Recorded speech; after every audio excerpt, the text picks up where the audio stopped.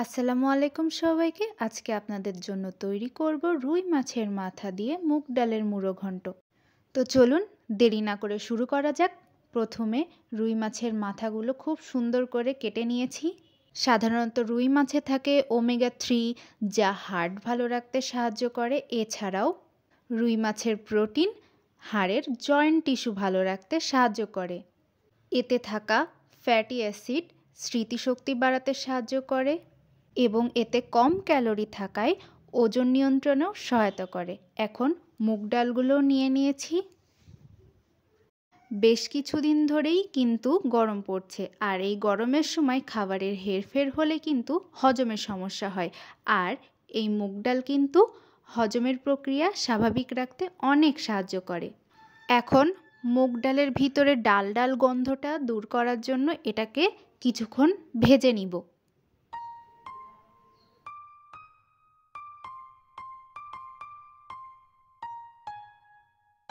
মুগ ডালগুলো ভাজা শেষ, এখন নামিয়ে নিচ্ছি। এ পর্যায়ে ডালগুলো সিদ্ধ করে নেওয়ার পালা। একটি কড়াইয়ের মধ্যে ফুটন্ত গরম পানি দিয়ে দিচ্ছি। এর মধ্যে ভেজে রাখা মুগ ডালগুলো দিয়ে দিলাম একে একে। তেজপাতা, দারচিনি, গোলমরিচ এবং শাহি জিরা দিয়ে ডালটা সিদ্ধ করতে দিচ্ছি।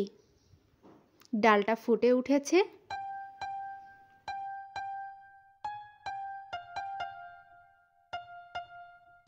ঢাকনা খুললেই বোঝা যাচ্ছে পানি অনেকটাই শুকিয়ে এসছে, অর্থাৎ ডাল অনেকটা সিদ্ধ হয়ে গেছে।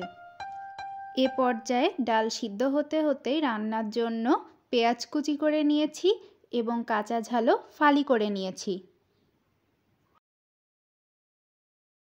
এ পর্যায়ে কেটে রাখা মাছের মাথার টুকরাগুলো ভেজে নেওয়ার জন্য পরিমাণ মতো হলুদ এবং লবণ দিয়ে মাখিয়ে নিব।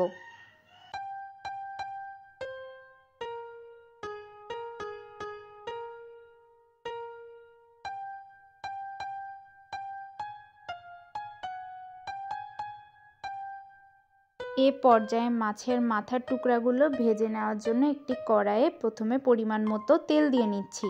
তেল কিছুটা গরম হলেই এর মধ্যে একে একে টুকরাগুলো দিয়ে ভেজে নিব।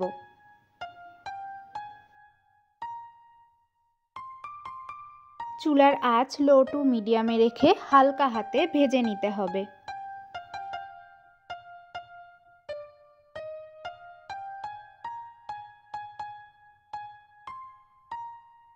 ভাজা শেষ, এখন তুলে নিচ্ছি।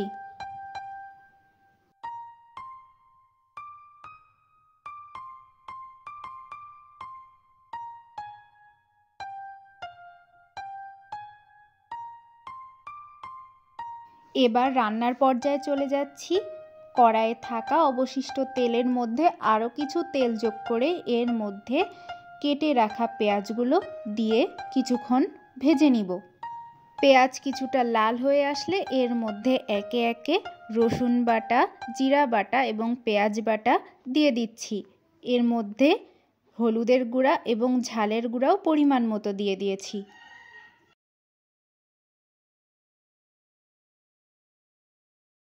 কিছুক্ষণ নেড়ে নেওয়ার পরে দেখতেই পাচ্ছি তেল অনেকটাই শুকিয়ে এসছে। এখন মশলা কষানোর জন্য পরিমাণ মতো পানি দিয়ে দিলাম।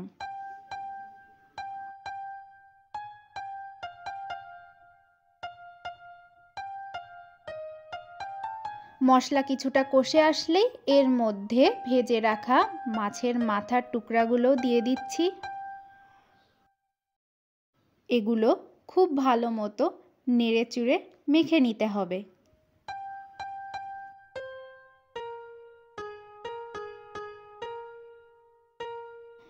এখন কিছুটা সেদ্ধ হওয়ার জন্য ঢেকে দিলাম।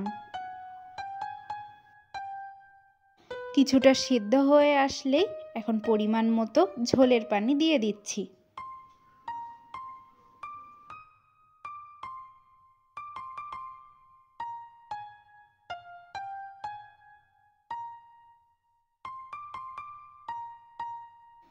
ঝোলের পানি অনেকটাই ফুটে এসছে। এ পর্যায়ে সামান্য কিছু লবণ যোগ করে নিচ্ছি। পানিটা ফুটতে ফুটতেই এর মধ্যে সিদ্ধ করে রাখা মুগ ডালগুলো দিয়ে দিচ্ছি। খুব ভালো মতো নেড়ে চেড়ে নিতে হবে। এর পরপরই ফালি করে রাখা কাঁচা ঝালগুলোও দিয়ে দিলাম। এখন হওয়ার জন্য ঢেকে দিচ্ছি। রান্না অনেকটাই হয়ে এসছে। এখন নামানোর আগে ভাজা মশলা এর উপরে দিয়ে দিচ্ছি।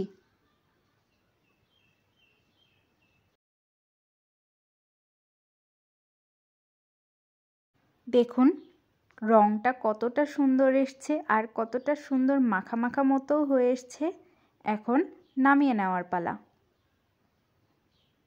দেখুন দেখতে কতটা লোভনীয় লাগছে। এরকম আরও রেসিপি পেতে অবশ্যই ইউটিউব চ্যানেলটি সাবস্ক্রাইব করবেন, পাশে থাকা বেল আইকনটি ক্লিক করবেন এবং ফেসবুক পেজটি ফলো দিয়ে পাশে থাকবেন। এছাড়া আরও কী ধরনের রেসিপি চান অবশ্যই কমেন্ট বক্সে জানাতে ভুলবেন না। ধন্যবাদ।